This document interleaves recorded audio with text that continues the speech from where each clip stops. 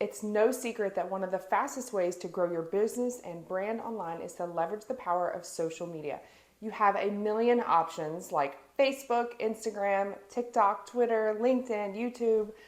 But how do you choose? How do you get started the right way, even when you're brand new? Well, today I'm going to share with you how to get your business started on social media the right way as a beginner. If we haven't met before, my name is Brooke Amber and I teach burnout healthcare professionals how to launch, grow, and automate a business online so you can ditch the stress and create a life of freedom doing what you love. You know, choosing a platform was one of the hardest choices for me to make. It's so easy to feel like you need to be everywhere all the time, and I definitely made this mistake in the beginning, but I learned to tailor back until I got started getting the hang of things, right? But I wanted to share with you my top tips for getting started so that I can hopefully help you avoid any mistakes that I made. Tip number one is to choose the right platform. Yes, there are lots, and you could try to do all of them, but if you attempt to dive into all of them at one time, you're just gonna find yourself overwhelmed like I did and probably end up quitting before you ever even get started. And so algorithms are difficult to tackle and understand,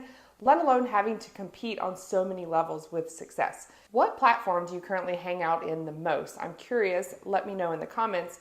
This is going to look different for everyone as we are all on different stages of our journey and we all have different audiences. But what works for me might not work for you, and that is okay. As you choose a network or a platform, you want to start to evaluate the type of content that you want to create. For example, do you like video? Do you like to educate your audience? Are you looking for longevity? Are you seeking to provide searchable content? And do you enjoy entertaining your audience? Let me know which type you enjoy producing the most. If this is the kind of content or strategy that you're looking for, perhaps a platform like YouTube could be a good starting point for you. You want to consider the age of your audience. The younger crowds may tend to hang out more on like TikTok and Instagram, whereas the older crowds, you're going to find them more on Facebook.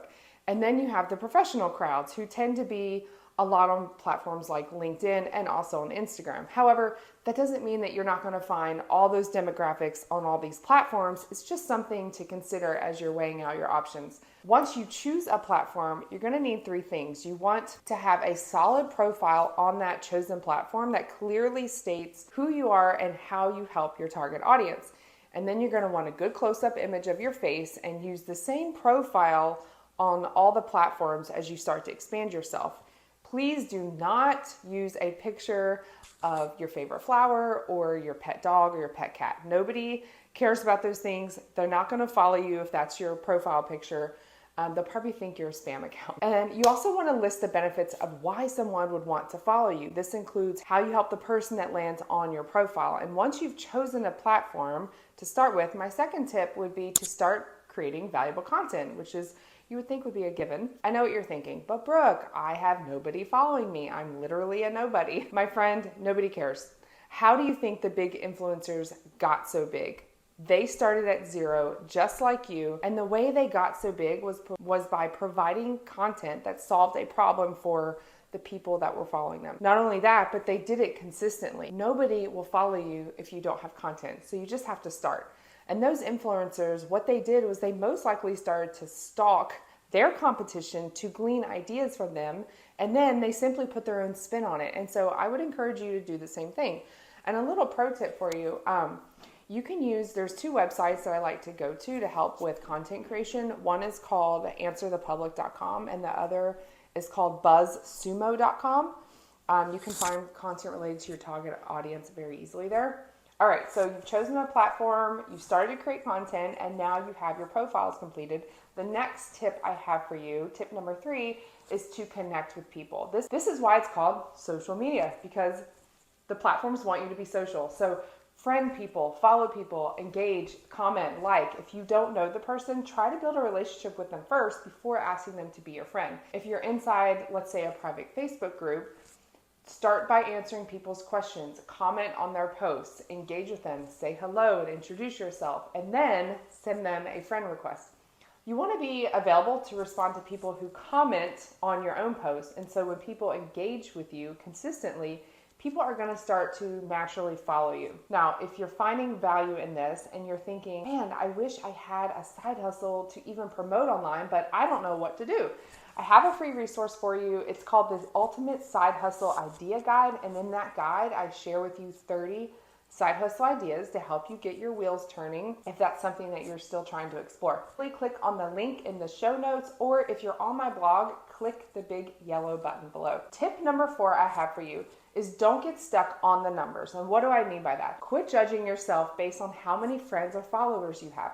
100 loyal fans and followers will outperform 1,000 fake followers any day. In fact, the algorithm can detect this. So if you have, let's say you have 100,000 followers, but only 2,000 of those followers actually engage with you, this can actually hurt your reach in the long run because the algorithm detects how inconsistent that is. But if you have 100 fans who all liked, commented, and shared, the algorithm would be like, whoa, this chick's amazing. Everybody loves her.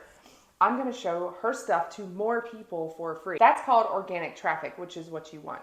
You want the most engaged fans, not necessarily the most fans. Tip number 5 is to use attraction marketing to gain a following and sell your product, service, or opportunity.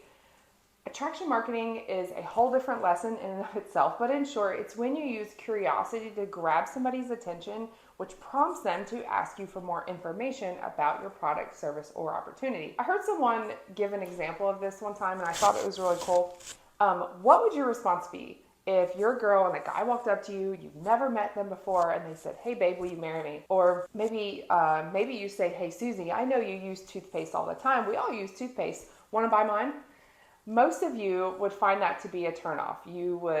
Maybe you'd be disgusted or offended, annoyed. You might be ticked off. I would be. The purpose of that illustration is to say that you have to date your audience just like you date a person.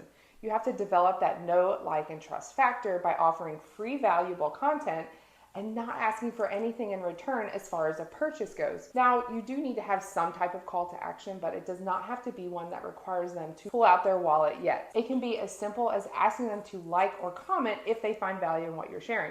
Before long, people will start saying, wow, she offers all this amazing content for free. I can only imagine how good her paid content is. And eventually, they will be ready to buy from you once you have something to sell. But until then, I want you to work on building that connection first. If you found value in this, be sure to subscribe and smash the like button. If you know someone who could use this information, please share it with them. I also want to invite you to join my free Facebook group called the Work From Home Entrepreneur Community for great ways to build your business and brand online with a biblical twist. Thanks for hanging. I will see you next time.